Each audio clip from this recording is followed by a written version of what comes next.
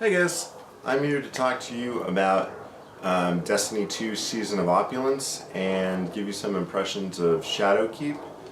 Um, I've been enjoying Season of Opulence all week, and I'm really glad. It seems like a meatier,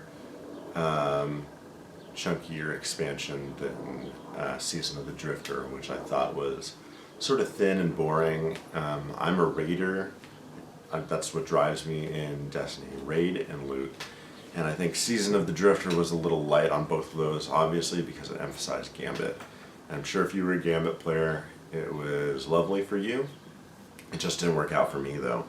Season of Opulence takes it back in the other PvE direction that I usually like to engage in, and I'm really, really happy with it. It's right now, as of this taping, it's just pretty much the Menagerie and the Raid. But I think both of those are very well executed.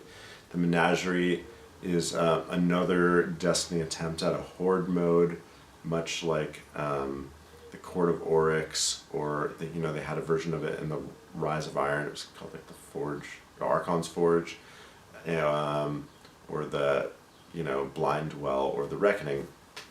So this is kind of in the same vein as those, and I think it is by far the best execution of any of them. First and foremost, because you can just select it from the director. So you just go in with a bunch of your friends, the right amount of people you need, and you get matchmaking right from the director, and it just goes until you finish, no matter what. And it lets you kind of fix your loot over time and work towards something specific that you want, and that's awesome. That's something Destiny's always needed, and so I think they really covered all their bases in the Menagerie in a way that they really never have before, and I'm really impressed with that. And I hope that we see a lot more content that's that well-rounded and that accessible in the future. I also think that Crown of Sorrows is a very well executed raid. I finished Crown of Sorrows yesterday afternoon, Saturday afternoon of the first week, and I really appreciate how different it is from the last raid, Scourge of the Past. I really like Scourge of the Past. I like Scourge of the Past, I like Last Wish, I like most raids. I'm just so down with raiding, but I think this one and the last one were especially great, both in that they're kind of bite-sized, so the fact that you have to do them once a week, multiple times a week, you can get it done in a reasonable amount of time compared to something like Last Wish or Leviathan. And I also appreciate how fast-paced it is and how involving it is to each of your teammates. Every teammate has something to do in Crown of Sorrows, a pretty much equal amount of labor, which might make it more challenging at first, but I think it also makes it more fun. And it takes place in these open spaces with a lot of hive thralls like running at you. It makes it very fast paced. It really pushes you as a player and your reflexes and your gear. I think it is a fantastic raid. I think they did an excellent job with it. The boss fight is very fun. The beginning fight is very fun. The platforming section is really clever. It's a rewarding, fun raid. I will say the gear throughout Season of Opulence, I haven't seen anything that is particularly impressive or that I particularly want, and that's a little bit concerning because that ultimately is what keeps you around and keeps you repeating these activities, is desirable, powerful gear. And so far I don't have anything that I'm targeting, so that's a little discomforting, I guess. Maybe the level cap is the only thing I'm really kind of shooting for right now. I guess the raid exotic, I haven't heard much about how good it is though. So yeah, the loot's a little disconcerting so far in this expansion, although there's a bunch of exotic quests and stuff on the horizon that I'm looking forward to. I will say that this season kind of colors the recent nerfs to exotic armors and the Whisper of the Worm a little bit strangely.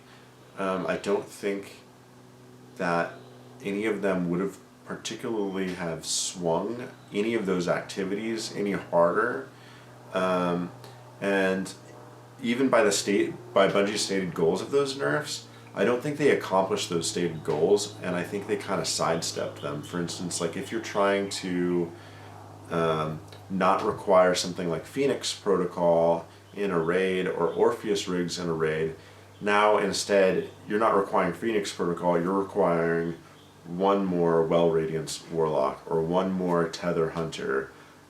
Those things are just as necessary because of the encounter design as they were before. So just like making your super appear less isn't helping. And in most of these encounters, you have access to a lot of orbs anyway, and you're getting your supers back. It's not really felt. And we were killing the boss with Outbreak Prime, and so now that's the mandatory weapon. And I don't even know if we would have used Whisper of the Worm. I haven't even fucking tried. So it feels that those nerfs still feel out of touch, and even when they happened, because it was like we weren't really using Whisper of the Worm when it happened. We were using Darcy in like the one encounter where we were using a sniper at all, a heavy sniper. So yeah, I think that informs my feelings going into Shadowkeep, because there's this cycle in Destiny's history, it's like 4 or 5 year history now, where Bungie kind of does this good cop, bad cop thing, like nice parent, mean parent, where they go through a bunch of nerfs or bad design decisions, and then they try to lure their audience back by being like, oh, the game's going to be more powerful now, we have all the stuff that you want. And especially lately, a lot of it's been like, hey, this thing that we took out of the game, we're putting it back in. Which is really frustrating as a player to go through. I want to see the game move forward, but Bungie likes to spin its wheels a lot. And if you're a player who's just like one and done with every activity, that's fine, and you probably aren't feeling the weight of these like really crappy design decisions. But if you play all the time like me, these crappy design decisions pile up over time, and they're really granular, and it's frustrating to be in this game that's just so mismanaged and often feels like it's designed without actually playing it. Like the Mountaintop quest is a great example of something. It's like, it feels like they wrote these steps down, but they actually didn't have enough experience with grenade launchers to understand why this is a bad, tedious quest, a quest that takes longer for some people than the entirety of Red Dead Redemption 2. So now we're going into Shadowkeep, an upcoming expansion in the fall. I think, I watched their Vidoc, and I appreciate some of the philosophy in the Vidoc about welcoming in new players and making it more accessible, but it's very thin. They're like, okay, we're making the base game free, and then you got to start paying at. But it turns out you got to start paying at Forsaken. Your friends that they're trying to catch you up with, aren't caught up then. There's a lot more barriers than just the price and the different like expansion options to Destiny. You gotta even at that point, a person's got to spend like a lot of time trying to catch up with you if they want to play.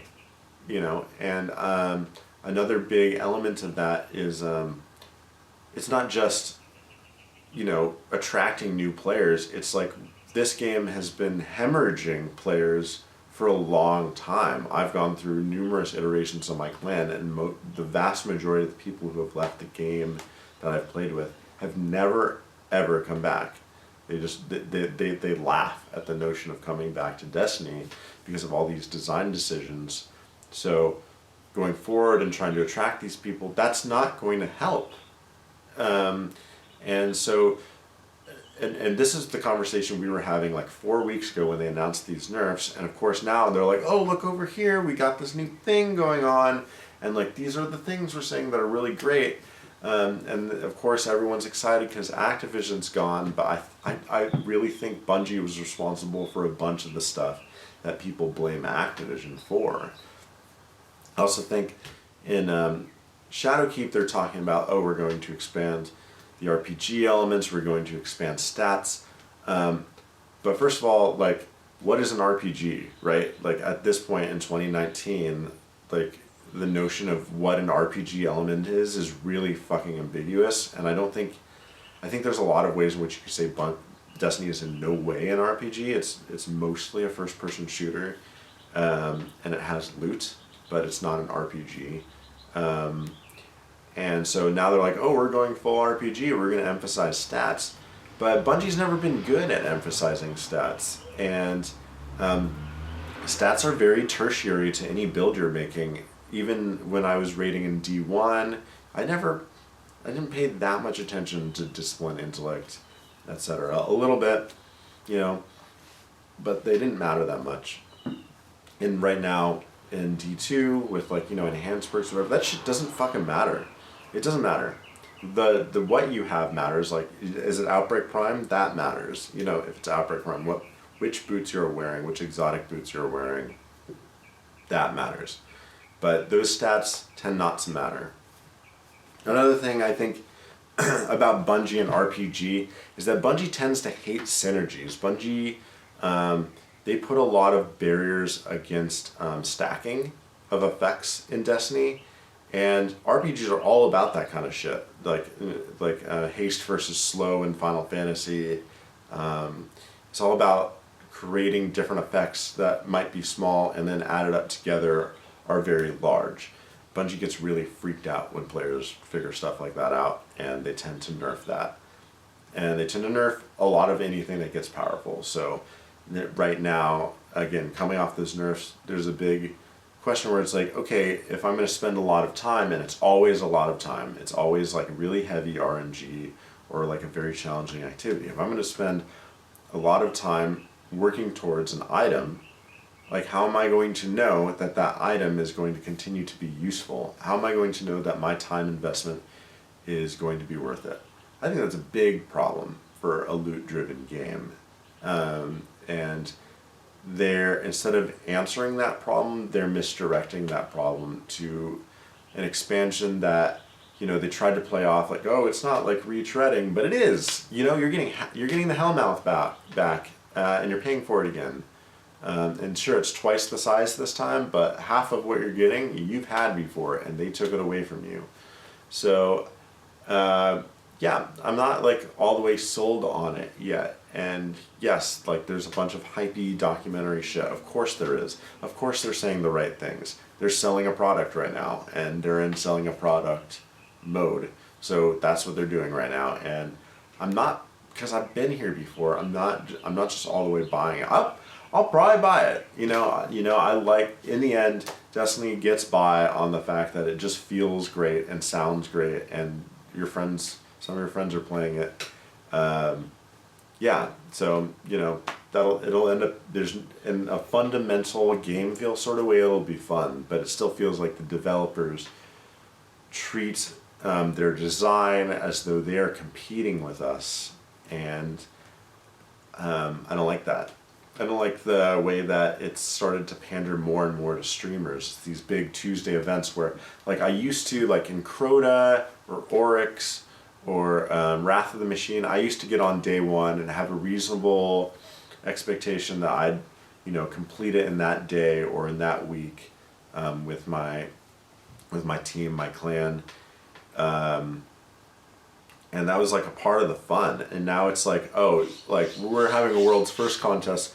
Like, don't fucking bother. Like, Dado will do it, or Glad will do it. Dado won't do it. Dado will do it like second or third. But Glad will do it, or Esoteric will do it. And it's like, great, well, I'm not gonna fucking do it then. I'll just wait for these guys to figure it out. That's how, I liked Niobe Labs when I could do it all the way, but Niobe Labs is a big symptom of it, where it was like, okay, we're just gonna watch these guys for days, like, kill themselves. Like, it was so fucking boring to watch Niobe Labs. Like, watch these guys, like, kill themselves, staying up for 30 hours in a row, trying to beat this thing, and then when they're done with it, now I'll know how to do it, because it's, like, so abstract and weird, Yeah, I just really dislike that it's moving there. I liked solving it, like, with my teammates the way it was going back in, sort of Dark Below days, or King's Fall days. It felt very different. It felt less centered around like these other like more enfranchised players and it always seems like they're kind of trying to be like, well, what about me? That's Dado's sort of thing. Always seems to be like he wants like more for the fewer people and like hardcore players. Like, what is a hardcore player? It's this big like fucking dick measuring contest of like, who's the most hardcore. I mean, like, well, like, what do you even from a financial standpoint too, without Activision, like, how do you design for the most hardcore players, right? Like, it's a very small number of people, and of course you go on the subreddit and they'll tell you something like, like most players are hardcore, most players want, like, look at like the achievement list and like completions, and it's like slightly more than half of all players have made it to like the level 50 or like level 20. Like, most players are not hardcore. Very few, like 1%, a very small fraction of the players have completed any raid. So like, financially speaking, as a newly independent developer, how does Bungie cater to that tiny fraction of people and maintain the very high production values of Destiny? It doesn't fucking make sense to me, especially with their hemorrhaging players, especially without, and I don't even care about Crucible, I don't care about Trials of Osiris, but those people are gone too. They don't even talk about it. In this Vidoc, in this interviews that they were promoting for this Shadowkeep thing, I was watching the Twitch feed and a lot of people were like, where's Trials? Where's Trials? And like, how fucking hard is it to just re-implement Trials of Osiris the way it was? I don't know. Like, just do it. It was fine. Everyone, I had a good time with Trials of Osiris, and I'm not, like I said, I'm not a great PvP character. I don't really play for that particular reason. But like, if people are asking for it and it was already there, why take it away?